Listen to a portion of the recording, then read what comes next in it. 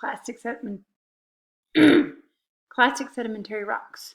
They're going to be made up of fragments of pre-existing rocks, like here's a pretty sand.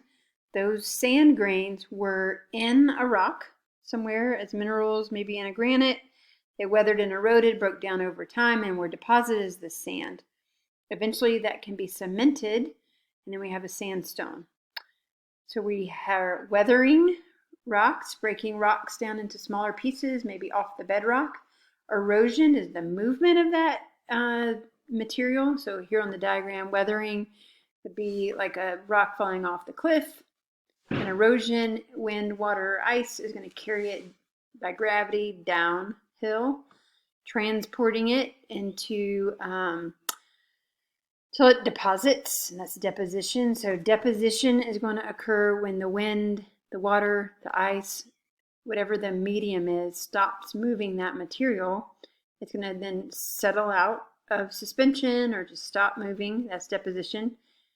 And then lithification occurs, that's turning it into a rock, when the cement goes in and lithifies or sticks all those, glues all the fragments together. Okay, so lithification is got two main parts to it, cement and compaction. So we're squeezing that sediment while the circulating fluids with some cement is in there. Oftentimes the cement is quartz or calcite, so some dissolved silica or some dissolved calcium carbonate. It can also be iron oxide. So the cement can be pretty easy to identify. It's either a really good cement like a silica, maybe it fizzes with acid, that would be calcite, or maybe it's red, that would be iron oxide. But whatever it is, gluing those classed together. So here is an image. Let me get rid of my face, showing the process. So at the top, time is 3 balls there, 3 circles. Time is going to the bottom. At the top, you have grains that have deposited. A little bit deeper, a little bit older, you're going to have the brown in there. It's starting to stick grains together. That's the cement. And there's a little less water. And then in the last time, there's no pore space. All the space is now full of the brown cement, and there's also no water. So that is what would happen as pressure of the overburden of other sediment pushing down on that sediment. So there's a column over there. Here it is, where we've got sediment falling through the water column. It deposits. Cement starts to grow between the grains, and eventually here at the bottom, we've compacted it, dewatered it, and now we have lithification and a clastic sedimentary rock. Okay. We have to give them names. So the names of the rocks are going to be like the classification scheme here. We're going to do it by the size of those grains, so the class size or the grain size, what they're made out of, what are the class made out of. Have the class moved a long way so that they're rounded on the edges like the middle picture here, or are they angular like the picture on the left here? Are they all the same size? That's sorting.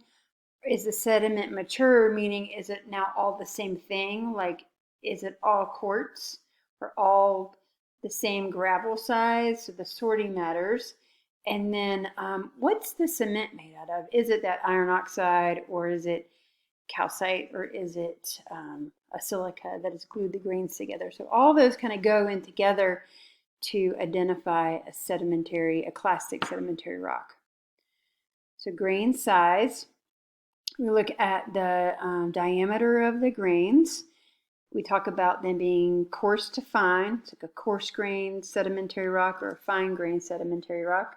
Coarse would be like a boulder, cobble, pebble, sand, silt, and clay would be fine. So cobbles and pebbles, around them is usually going to be some mud. So that would be in a coarse grained rock, would be a cobble or a pebble, and then maybe mud around it.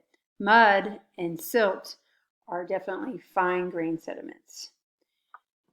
Transport distance is something we used to talk about the nature of a clastic sediment. A sediment that's closer to the source, like at the base of the cliff in that other image, that's going to be big angular blocks.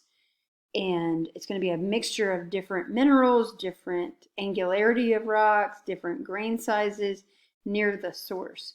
Further and further away from the source, the grain size usually gets smaller and it gets more and more well sorted so that the grain size is all the same and the mineralogical composition is all the same. And the clasts get more and more and more round. Okay, so if the grains are small, like the image here, this round one, they're usually going to be one mineral. So we say monomineralic. So those are all the same mineral in each sand grain. Larger grains are going to be like these rounded cobbles or boulders, and that's a conglomerate is the name of it. And each of those class is going to have a variety of minerals in it. It may be like this one looks like in the middle, looks like a granite. It's going to have, maybe 4 different kinds of minerals within that same class. Moving away from the source, the clasts are going to get more and more rounded. So we start with an angular chunk of a rock. As it moves through that erosion and transportation process, the edges are going to get knocked off of that class, and at the end of the line, like the beach, that class would be round. Here's an image of sorting, and again, we're going from a poor sorted sediment, maybe close to the source, to a very well sorted sediment at the end of the line. And this is sorted with respect to grain size. So in the beginning, a variety of different sizes. Poorly sorted, we've got like maybe 3 or 4 sizes. Moderately sorted down to maybe 3. Well sorted 2, and then very well sorted just 1 grain size at the end there. So we could talk about the degree of sorting of a clastic sedimentary rock. And all that together tells us the maturity of the sediment. Move my face. A immature sediment, less mature, is going to have a variety of grain sizes, angular clast. The clasts are going to be made up of a bunch of different kinds of minerals. And then, so that would be like at the base of a cliff and an alluvial fan. It hasn't moved very far from the source. You start moving that sediment downstream, it's going to knock off the sharp edges. The minerals start to get a little bit more round. Here is a river rock, right? So you start to get river rocks that are rounded. This still has a couple of different minerals in it. This is cemented with iron oxide. It's a fine sand, but it also has like a quartz vein in it. Once you get to the beach, now it's all the same size, it's all the same mineral, and all of the clasts are round. So that would be a mature sediment at the end of the line. So then we can classify the rocks, we can give them names. We do the class size, the class texture, and the class composition. So class size is in that first column, and that's it's got the size range in millimeters there, but also the wording like coarse to fine. The middle is like, is the class round or is it angular? And are they all the same thing? What are they made out of? And then lastly, we give the rock a name. So conglomerate would be round, classed, that are big. Or a siltstone would be silt size classed. And then there's a variety there in the middle of different kinds of sandstones. So we have 1, 2, 3, 4 kinds of sandstones: a quartz, arenite, a arkose, a lithic sandstone, and a wacke. And they all have different compositions, but the same size class, all sands.